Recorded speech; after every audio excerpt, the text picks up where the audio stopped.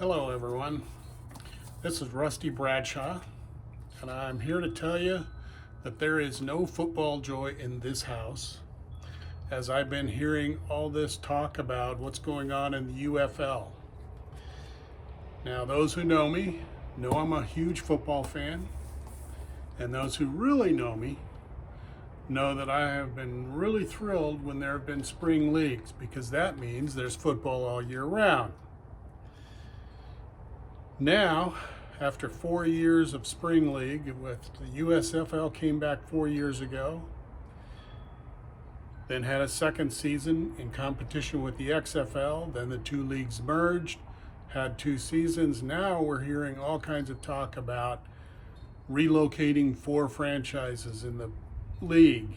And just when I was getting excited that they were going to do a little expansion, now we're talking about moving Memphis, Birmingham, Michigan, and Houston to different cities. Now that's the entire USFL conference, which means they're kind of wiping out the concept of a USFL and XFL. I don't think that is wise. I think they should have expanded. But let me go back a little bit. A spring league can survive if done right. Now, the original USFL in the 80s, I was a huge fan. I've got all of the media guides from all 3 seasons of that league, and I've got every issue except 2 of their league magazine. Huge fan.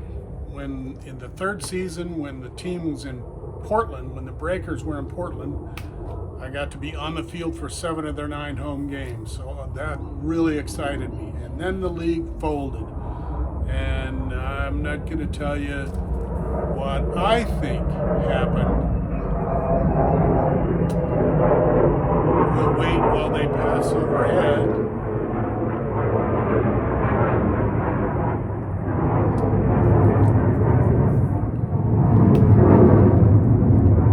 Right in the flight line for Luke Air Force Base, so that's what you hear going over. Anyway, getting back to USFL. So when it came back, I was quite excited. They came back with 8 teams, 8 original USFL teams. They kept the nicknames. They kept basically the design of the uniforms, which I liked. And I was excited for spring football to stick around. It was very well funded by Fox Sports, and they had a good plan where they weren't paying these exorbitant salaries, and there wasn't any bidding between teams. That's one of the keys to having a successful spring league, is to not get into these bidding wars.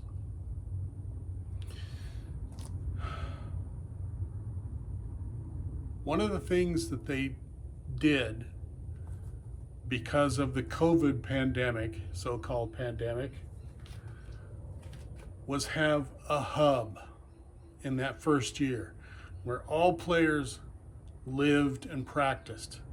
And then they went to the different cities to play. In the second year, they had 2 hubs, if I'm not mistaken. 2 or 4 hubs in the second year.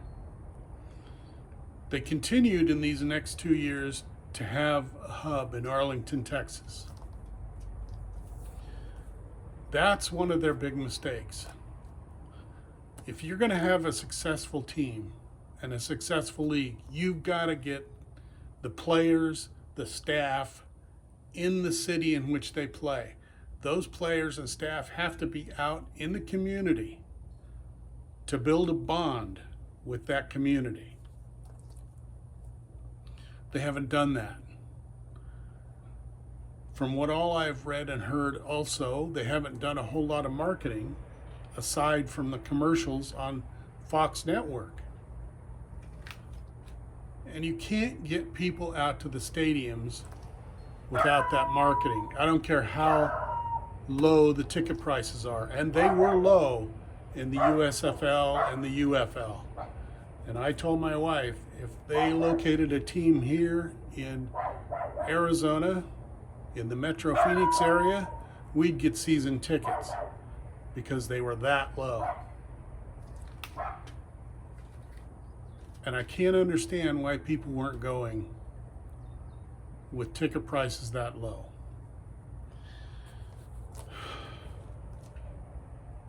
The next thing that I think they needed to do from here on forward is to expand a little. I would have liked to have seen them add 2 teams, and what I'd like to have seen them do was move the Houston Roughnecks into the XFL where they belonged, because they were an XFL team.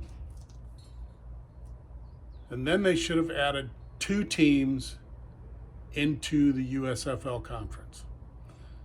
My choices would have been Oakland, which doesn't have a team, and Oklahoma City.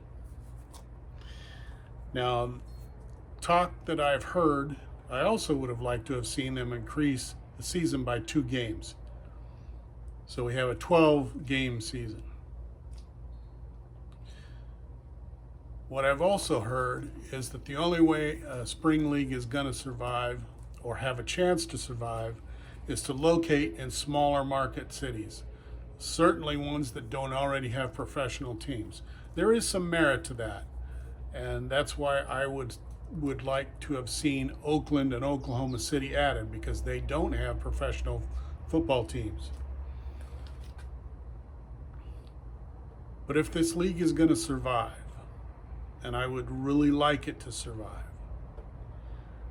they have got to do those specific things. They've got to expand.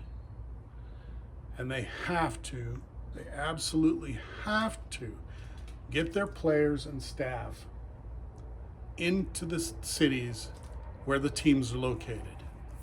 If they can't do that, they're not going to build a fan base. TV is not building fan bases. The in-person experience is the best. Although I love watching it on TV, but the in-person experience is the best. I want them to survive. I hope somebody's listening. We'll see. Thank you for watching.